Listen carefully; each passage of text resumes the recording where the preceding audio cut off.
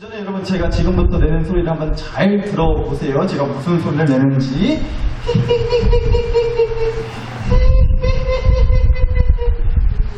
무슨 소리 같으세요? 네, 무슨 소리요? 방금처럼 제가 이런 소리를 내면요, 여러분 많이 대답하셨던 것처럼 열의 아홉은 대부분 귀신 소리 낸다고 그럴 거예요. 귀신 소리 낸다고. 그런데 나머지 열의 하나는요, 간혹가다는요, 참 웃음소리 한번 특이하다고 이렇게 얘기하시는 분도 있을 것 같더라고요. 제가 지금부터 손으로 이 손가락으로 3초를, 이제 숫자 3초를, 시간 3초를 셀 테니까요. 한번 다 같이 한번 신나게 3초 동안만 신나게 한번 웃어 보실 건데요. 간혹 가다가 제가 다 같이 한번 웃어 보시자고 시키면 이렇게 잘 따라서 웃어 주시는 분도 계신데, 죽어도 나는 아주 그냥 목에 칼 들어와도 안 웃을란다고 안 웃으시는 분들이 계신데, 다 웃는데 혼자만 안 웃으면 그 사람이 웃긴 사람이 되는 거예요. 그러니까 한번 따라서 한번 같이 3초 동안만 한번 신나게 한번 웃어 주시면 감사하겠습니다. 숫자 세겠습니다. 시작!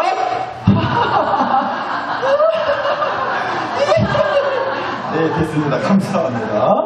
그러니까 보세요. 방금 다 한번 웃어봤어요. 근데 웃을 때 소리가 다 같았나요? 누구는 하하하하 이렇게 웃으시는 분도 계시고, 누구는 호호호호 웃으시는 분도 계시고, 또 누구는 히히히히 이렇게 웃으신 분도 계실지 모르겠어요. 그러니까요, 웃는 소리도 다 똑같지 않다는 거예요. 그래서 말씀드리는 거예요. 히히히히히 하는 소리 내면 누구는 귀신 소리 낸다고 할 수도 있고요, 누구는 또 웃는 소리 참 특이하다, 그것도 웃는 소리로 들릴 수 있는 거예요. 그렇게 웃는 소리 참 특이하다, 이렇게 다르게 생각할 수 있다는, 음식도 그런 것 같아요. 한번 따라서 해주시면 감사하겠습니다. 음식이 다 같이요. 음식이 맛이 있고 없고는 음식이 결정하는 게 아니라 혓바닥이 결정한다. 음식이 맛이 있고 없고는 음식이 결정하는 게 아니라 뭐가 결정한다고요?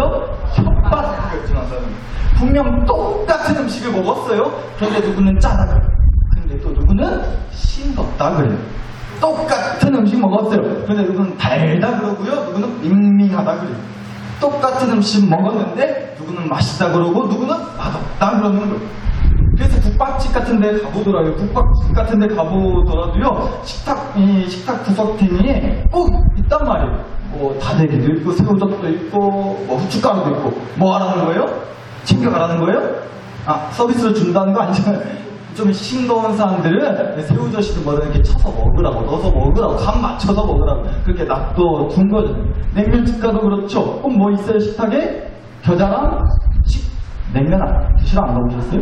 겨자랑 식초통이 꼭 있단 말이에요. 맞춰서, 간 맞춰서 알아서 먹으라는 거예요. 그러니까 음식이 맛이 있고 없고는, 그러니까 음식이 결정하는 게 아니라 뭐가 결정해요? 내 혓바닥이 결정한다. 이게 진리라는 거죠. 물론 더 큰 진리는 따로 있어요. 주는 대로 처먹어야 된다는 게 더 큰 진리긴 한데, 여튼간에 그런 진리가 있다는 거죠. 그러니까 도대체 뭔 얘기하려고 귀신 소리 내고 음식 얘기했었냐? 여러분 오늘 이 얘기 잠깐 해보려고 해요. 우리가 살아가다 보면, 제가 이런 얘기 뭐들 하니까 항상 어떤 부딪히게 되는 문제들이 있어요. 나를 너무나 힘들게 괴롭게 하는 문제의 상황들이 있단 말이죠. 그런데 누구는 그 문제의 상황을 놓고 또 나름 그래도 은혜롭게 해석하는 거예요. 은혜롭게 받아들이고 은혜롭게 믿음으로 잘 해결해 나가기도 해요. 그런데 또 누구는 그 문제의 상황을 두고서 은혜는 개뿔, 그냥 죽는 소리 나는 거예요. 내가 이러려고 하나님 믿었다냐 하는 온갖 원망과 불평의 마음이 쏟아지는 거죠. 그리고는 그 문제의 상황을 뚫고 지나가는 게 아니라 그 문제의 상황에 끌려다니게 된다는 거예요. 그런데 여러분, 저는 그래서 오늘 여러분한테, 그러니까 우리는 우리의 믿음을 가지고 어떤 문제의 상황과 어려움도 이겨내자고, 뚫고 지나가시자고. 아니, 누구는 이 소리 듣고 귀신 소리라고 하지만 우리는 웃는 소리로 받아들이고, 누구는 음식 먹고 똑같은 음식 먹고 누구는 짜네 싱겁네 어쩌네 해도 우리는 간이 딱 좋다고, 맛이 딱 좋다고 하듯이 어떤 문제의 상황을 놓고도 환하게 웃고 좋게 받아들일 수 있는 그런 믿음의 사람이 됩시다 라는 그런 아멘 해주셔도 너무 감사해요. 그런데 그런 얘기를 하려는 건 아니에요. 왜냐? 그게 말처럼 쉽지가 않으니까. 항상 그렇게 어떤 문제도 내 믿음으로 이겨내자. 물론 정답이에요. 아멘이에요. 누가 뭐래도 맞는 말이고 100% 정답이라고. 그런데 그러기가 쉽지 않다는 게 문제라고요. 내 믿음을 나도 믿기가 어렵다. 요놈의 믿음이 있는 것인지 없는 것인지 어떨 때는 잘 작동이 되는가 싶다가 믿음이요. 또 어떨 때는 영 시원찮은 게 나도 내 믿음을 못 믿었다. 솔직히 그럴 때 있지 않냐는 거예요. 한번 이런 요상한 생각을 제가 해봤어요. 그러면서 이제 생각을 하는데 여러분 만약에요. 이제 고스톱을 치기 전에 주여 삼창하고 하나님한테 기도하면 하나님이 돈을 따게 해주실까요? 안 해주실까요? 고스톱 하기 전에 주여 삼창하고 기도 세게 하고 나면 돈을 따게 해주시겠어요? 안 해주시겠어요? 한번 제가 상상해봤어요. 근데 여러분 만약에 진짜 기도를 그렇게 했더니만 참말로 하나님이 돈을 왕창 따게 해주셨다 라고 해보자고요. 그러면요 그 사람은 주일날 이렇게 교회에 올까요? 안 올까요? 주일날 교회 오겠어요? 이 주일날 이 시간도 아까워서 노름판 가서 노름하고 있겠어요? 아니면 어거지로 어쩔 수 없어서 교회에 나와서 앉아있어 성경책이 눈에 들어올까요? 안 들어올까요? 마침 또 그래요? 우연찮게도 오늘 주신 말씀이 욥기 38장인데 성경책 38장 딱 펴놓고 이게 들어오겠어요? 38 광땡으로 보이겠어요? 어떨 것 같으세요? 그러니까 말의 요지는 이거예요. 여러분 하나님이 점당 얼마짜리 고스톱 칠 때 돈 따게 해주시라고 그렇게 기도를 하면 그 기도를 들어주려고 계신 분일까요? 내가 노름해가지고 돈 왕창 땡겨야 쓰겠으니까 하나님 믿고 기도해서 도움 쪽과 받아야 쓰겠다고 그러려고 하나님을 믿으라 하는 거겠냐? 당연히 아니잖아요. 마찬가지예요. 여러분 내 아들 딸 공부 잘해서 서울대 가게 해주시라고 하나님한테 기도를 해요. 하나님한테 그렇게 기도를 했다고 해보자고. 그럼 하나님이 그 기도를 들어주셔가지고 서울대를 보내주시겠어요? 안 보내주시겠어요? 저는 참 이해가 가지 않는 것 중에 하나가 뭐냐면 간혹 가다가 그런 간증을 하는 분들이 계세요. 교회에 다니는 분들 중에 고3 자식을 위해서 밤낮으로 기도했더만 하나님이 서울대 탁하니 붙게 해주셨다는 거예요. 그런 간증하신다고. 근데 저는 그분한테 한번 물어보고 싶어요.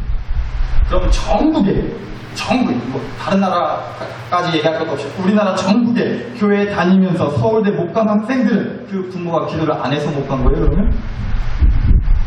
여러분 제가 목사로서 서울대 가는 비법 하나 알려드릴까요? 오늘 잘 오셨어요 그러니까. 우리 학생들 우리 아이들 서울대 가는 비법 알려드릴게요. 서울대 가는 비법 딴 거 없어요. 하나님 믿고 서울대 가는 비법 그건 뭐냐면요 기도를 열심히 할 게 아니라 공부를 열심히 하는 거예요.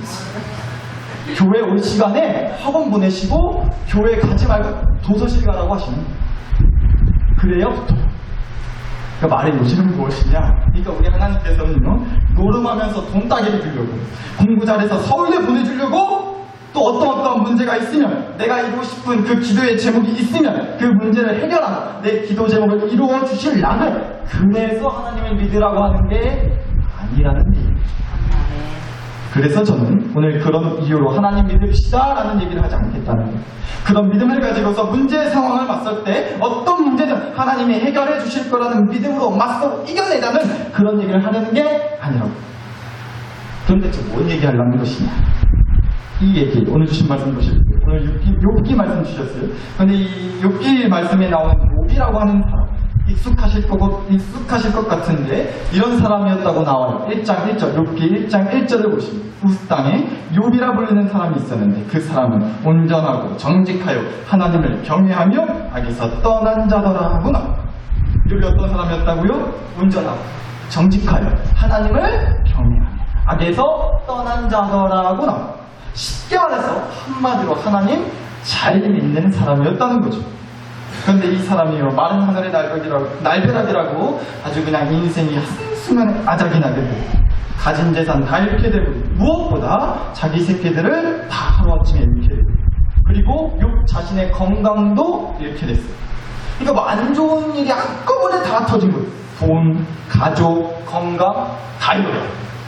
그래서요, 이 욥이요 7장 11절을 보시면 욥이 하는 말이에요. 7장 11절에 그런즉 내가 내 입을 금하지 아니하고 내 영혼의 아픔 때문에 말하며 내 마음의 괴로움 때문에 뭐예요? 불평한다고 얘기해요. 그리고 나서 15절을 보니까 이러므로 너무나 고통스럽고 그 괴로움에 불평을 쏟아내는 가운데 내 마음의 뼈를 깎는 고통을 겪느니 차라리 숨이 막히는 것과 뭐 하는 것을 택하겠다고요? 죽는 것을 택하겠다고까지 얘기를 했습니다. 그러니까 그 믿음 좋았던 욥의 입에서도 하나님을 향한 불평과 원망의 소리가 쏟아졌다는 거예요. 그리고요, 그 믿음 좋았던 욥도 결국 믿음으로 자기 인생에 닥친 문제의 상황을 뚫고 이겨내지 못했고요. 차라리 뭐 하는 것을 택하는 게 낫다고까지 했어요. 차라리 죽는 게, 숨이 막히는 것과 죽는 것을 택하리. 이렇게 살아서 뭐더냐고. 믿음이거나 말고 확 그냥 뒤져야 쓰러다고. 그랬다는 거예요. 그 믿음 좋다고 소개된 욥이. 여러분, 근데 저는요, 욥의 말씀 또 보고 볼 때마다, 또 이런 욥의 모습을 볼 때마다 단 한 번도 욥을 뭐라 하거나, 그러나 우리는 욥이랑 다르게 믿음으로 끝까지 버티고 이겨내야 됩니다 라는 그런 설교를 해야겠다 생각해 본 적이 없어요. 왜냐? 제 아무리 엄청난 믿음으로 교회 잘 다니고 하나님 잘 믿었다고 하는 사람이라 할지라도 욥의 모습이 너무나도 당연하고 정상적인 반응이기 때문에 저를 포함해서 우리 중에 누구라도 욥과 같은 일을 겪었는데 욥과 같은 반응을 보이지 않을 거라 자신할 수가 있는, 가진 재산 다 잃고 건강 잃고 심지어 내 자식까지 잃었어. 어떻게 그런데도 믿음이 어떻게 그 문제를 이겨낼 수 있냐는 거예요. 그러니까 저는요, 오늘 주신 욥기 말씀을 통해서 우리의 믿음에 대한 얘기를 하려는 게 아니란 말이에요. 우리 믿음 말고 이 얘기하자는 겁니다. 그렇게 욥이요, 깊은 절망과 고통에 밑바닥을 쳤던 욥에게요, 도저히 살 희망도 힘도 없던 욥에게 하나님이 하신 말씀을 보자는 거예요. 하나님이 그 욥에게 하신 말씀. 38장 1절에서 3절 다시 봅니다. 38장 1절. 그때에 여호와께서 폭풍우 가운데에 욥에게 말씀하여 이르시되 무지한 말로 생각을 어둡게 하는 자가 누구냐? 너는 뭐처럼 대장부처럼 허리를 묶고 내가 너에게 묻는 것을 대답할지니라고 하셨다. 일단 여러분 이거 잘 보세요. 저는 정말 이 말씀 중에서 이해가 가지 않았던 게, 욥이 지금 너무 괴롭고 죽겠어서 오늘 죽을까 내일 죽을까 세상 다 산 사람 마냥 죽을 생각만 하고 있었던 욥이었는데, 그런 욥에게 하나님이 하신 말씀이 이랬다는 거예요. 특히 3절에 너는 뭐처럼 허리를 묶으라고요? 뭐처럼요? 네, 대장부처럼요. 대장부처럼. 죄송한 얘기지만 좀 이해하고 들어주세요. 저는 우리 하나님이 가끔 보면 정말 너무하시다는 생각이 정말 많이 들어요. 지금 번지수 잘못 찾으신 거예요. 지금 누구 보고 대장부 얘기를 하시냐는 거죠. 욥이 지금 무슨 대장부처럼 그렇게 기운을 낼 수 있겠냐는 거예요. 번지수 잘못 찾으셨죠. 욥한테 하시면 안 되는 얘기 지금 하신 거예요. 눈치 없이. 그런데도 우리 하나님은요, 집요하게 이 얘기를 하신다는 겁니다. 한 번이면은 그런 것 같다 하시는데, 그런 것 같다 하고 말겠는데, 혹시라도 욥이 못 들었을까 싶으셨나봐요. 기억 한 번 더 말씀하셨어요. 40장 7절 가보니까, 40장 7절에 너는 또 하나님이 욥에게 너는 뭐처럼 대장부처럼 허리를 묶고 내가 너에게 묻겠으니 내게 대답하였습니다. 또 얘기하셨단 말이에요. 한 번도 아니고 몇 번이나? 2번이나 대장부처럼 그러셨어요. 심하시다고 정말 어지간해야 아멘을 할 거 아니냐는 거예요. 욥한테 대장부라는 말이 가당키냐 하겠냐는 거예요. 그런데 자꾸 무슨 대장부 그러시냐는 거예요. 그런데 여러분, 우리가 성경을 끝까지 봐야겠다는 거예요. 하나님이 욥한테 그렇게 대장부처럼 살라고 하는 말씀 하나 툭 던지셨으면 제가 이렇게 확 내는 게 이해가 가신다 하시겠는데, 그게 다가 아니에요. 대장부처럼 살라고 말씀 하나 툭 던진 게 다가 아니셨단 말이에요. 그 다음에 하신 얘기를 같이 보니까요, 하나님께서 욥에게 대장부처럼 살 수 있도록 충분히 얘기하시고 난 다음에 뭔 얘기라도 하시고 나서 이 대장부 얘기를 꺼내신 거구나, 아멘 소리를 할 수 있겠더라. 한번 볼게요. 38장 4절에서 6절입니다. 4절. 내가, 하나님이 말씀하시는 거예요. 내가 땅의 기초를 놓을 때에 네가 어디에 있었는지 네가 깨달았거든 말할지니 누가 그것의 도량법을 정하였는지 누가 그 줄을 그것에 위에 띄웠는지 네가 아느냐? 그것의 주추는 무엇 위에 세웠으며 그 모퉁이 돌을 누가 놓았느냐라는 얘기하셨어요. 그리고요 함께 보실게요. 18절 33절. 먼저 38장 18절에 땅의 너비를 네가 측량할 수 있느냐, 네가 그 모든 것들을 다 알거든 말할지니라. 그리고 33절에도요 네가 하늘의 궤도를 아느냐, 하늘로 하여금 그 법칙을 땅에 베풀게 하겠느냐, 이런 얘기가 있었어요. 이거 뭔 얘기냐? 그러니까 여러분, 땅에 기초를 놓으시고 또 그 땅의 너비를 측량하시고 또 하늘의 궤도를 정하시고, 한마디로 세상 만물을 그렇게 창조하신 분이 누구라는 얘기예요? 하나님이라는 얘기예요. 이 땅의 세상 만물을 창조한 이가 누구냐? 너 알지 않느냐? 하나님 나 알지 않느냐? 이 얘기하신 거라고. 그래서 41장 11절을 또 함께 보시면 41장 11절에 누가 먼저 내게 주고 나로 하여금 각기 하겠느냐, 온 천하에 있는 것이 다 누구 것이라고요? 내 것입니다. 누구 말씀하시는 거예요? 하나님이 하신 말씀입니다. 온 천하에 있는 것이 다 하나님 것이라고. 왜요? 세상 만물을 창조하신 분이 누구십니까? 하나님이십니다. 그러니까 정리하자면 이런 얘기예요. 요봐, 너는 대장부처럼 살아도 된다. 아니, 대장부처럼 살아라. 그런데 너한테 대장부다운 믿음이 있어서, 대장부다운 능력이 있어서, 대장부스러운 힘이 있어서 대장부처럼 살라는 게 아니고, 하나님은 세상 만물을 창조하시고 다스리시는 대장부시니까, 그러니까 너도 대장부처럼 살아라, 이 얘기하십니다. 마치 이런 거 같더라고요. 여러분, 참 동물들한테 미안한데 동물들 입장에서 참 기분 나쁘다 할 수도 있겠는 게요, 우리가 보통 이제 욕하는 거 한번 다 떠올려보세요. 생각해보세요. 유달리 온갖 동물들이 다 튀어나오지 않아요? 그쵸? 징그럽게 많이 먹는 사람들이 있어요. 여러분 얘기 아니고요. 그런 사람이 있어요. 근데 징그럽게 많이 먹는 그런 사람들 보면 참 뭐같이도 많이 먹는다 그렇게 얘기해요. 돼지같이도 잘 먹는다고. 그렇게 난데없는 돼지한테 기분 나쁘게 그렇게 돼지를 끌어들인다고. 또 좀 미련한 사람, 좀 미련하다 싶은 사람들한테 뭐라 그래요? 이런 미련? 곰탱이를 만든다. 처음 들어보시는 것 같죠? 예? 이런 미련 곰탱이를 만든다. 괜히 또 아무튼 곰을 그려다 드려요. 반대로 또 너무 머리 굴리는 사람한테 뭐라 그래요? 참 여시 같은 짓거리 했다는 거예요. 여시가 뭐예요? 여우 말하는 거예요. 여시가 여우를 말하는 겁니다. 그러니까 또 멀쩡한 여우가 괜히 욕을 먹는다는 거죠. 이것 말고도 또 뭐가 있어요? 또 뭐 있어요?